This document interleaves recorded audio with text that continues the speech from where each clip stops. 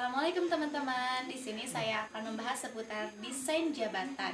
Di sini saya sebagai narasumbernya. Perkenalkan, nama saya Risma Yulianti dan di sebelah saya ada ibu saya yang akan menjadi penanyanya. Baik Risma, apa yang dimaksud dengan desain jabatan?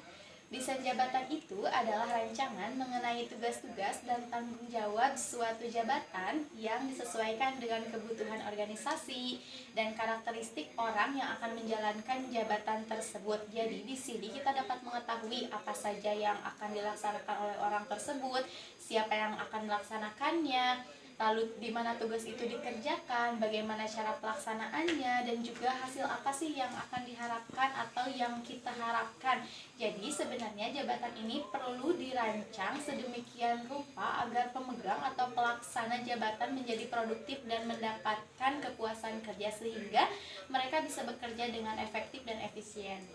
Lalu apa saja yang termasuk unsur-unsurnya? Di sini ada 3 hal yang menjadi unsur-unsur dari desain jabatan itu. Yang pertama, organisasional, di mana unsur organisasional ini adalah unsur-unsur yang harus diperhatikan nih dalam suatu organisasi.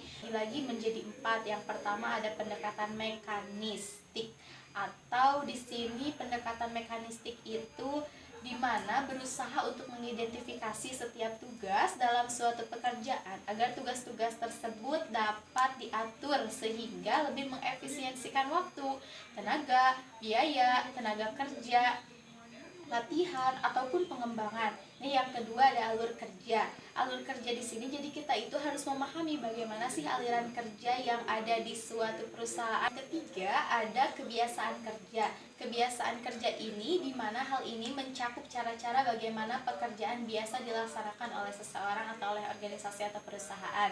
Yang keempat ada ergonomika. Nih, ergonomika itu ya bagaimana caranya menyesuaikan dengan suatu pekerjaan.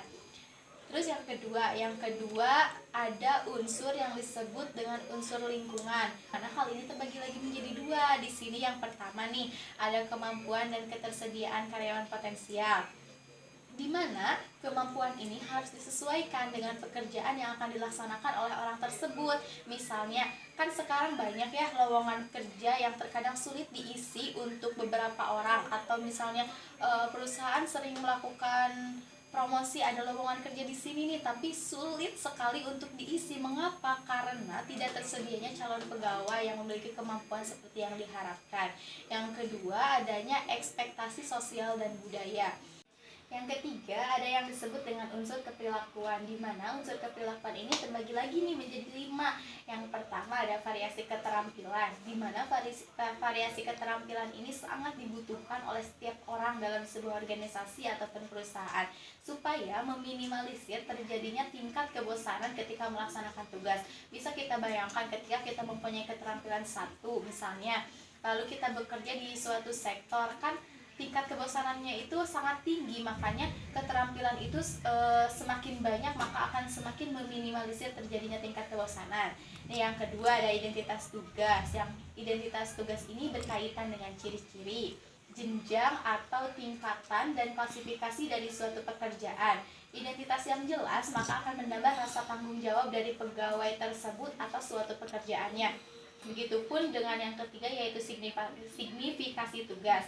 Dan yang keempat ada otonomi, di mana bahwa dalam melaksanakan tugasnya seseorang itu perlu diberikan wewenang dalam melaksanakan keputusan. Misalnya ketika seseorang diberikan wewenang untuk mengambil keputusan atas hal yang dibutuhkan dalam tugasnya itu, maka secara tidak langsung orang tersebut akan merasa bahwa dirinya itu dipercaya dan dihargai. Maka secara tidak langsung juga pegawai tersebut akan selalu meningkatkan rasa percaya dirinya dan akan meningkatkan tanggung jawabnya.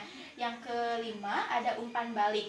Ketika kita sudah bekerja secara loyalitas, bekerja secara maksimal, lalu misalnya ada hal-hal yang diberikan secara baik, misalnya dari segi gaji, kesejahteraan, pastikan pegawai tersebut akan melaksanakan tugasnya semakin baik lagi, semakin semangat karena termotivasi untuk mendapatkan hal itu. Itu yang dapat saya ketahui tentang desain jabatan. Baik, teman-teman semua, di sini saya sudah menjelaskan kepada penanya saya tentang desain jabatan. Mungkin itu yang dapat saya sampaikan dan yang saya ketahui. Mohon dimaafkan lebih dan kurangnya. Wabillahi taufiq wal hidayah. Wassalamualaikum warahmatullahi wabarakatuh.